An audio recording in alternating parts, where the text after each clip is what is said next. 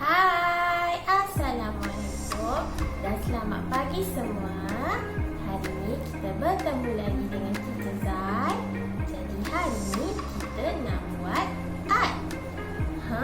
Agak-agaknya kita nak buat art apa ya anak-anak?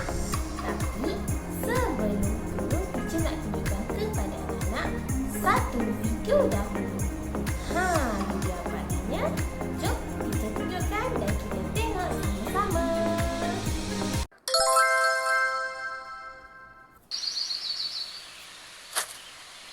Hai semua.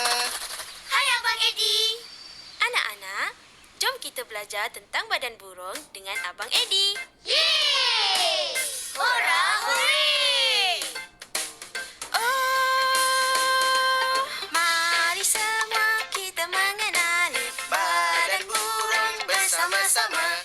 ini paruh burung. Ini paruh saya. Paruh, paruh, paruh, patok. Bukanlah. Ini paruh. Oh, Mari semua kita mengenali badan burung bersama-sama. ini sayap burung. Ini sayap saya. Sayap, sayap, sayap, sayur. Salah tu. Ini sayap. Oh, mari semua kita mengenali badan burung bersama-sama. Ini ekor burung. Ini ekor saya. Ekor, ekor, ekor. Ekor? Betul tu. Ini ekor. Yeay! Kita semua sudah mengenali badan burung bersama-sama. Jom nyanyi sekali lagi. Paruh, Paruh, sayap, sayap, ekor. ekor. Oh! Paruh sayap ekor. Yeay! Kita dah kenal badan burung. Mon pun dah tahu juga. Itu dia video lagu yang kita tunjukkan tadi, iaitu video lagu Burung.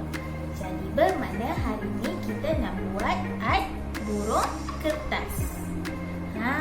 Anak-anak mesti tak sabarkan kita nak buat art. Jom kita buat sama-sama.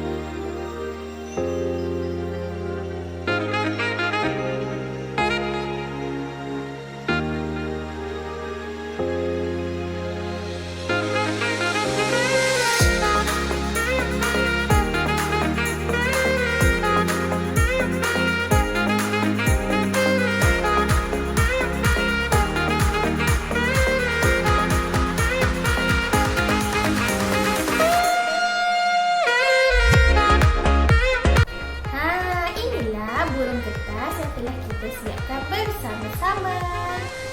Cantik tak anak-anak?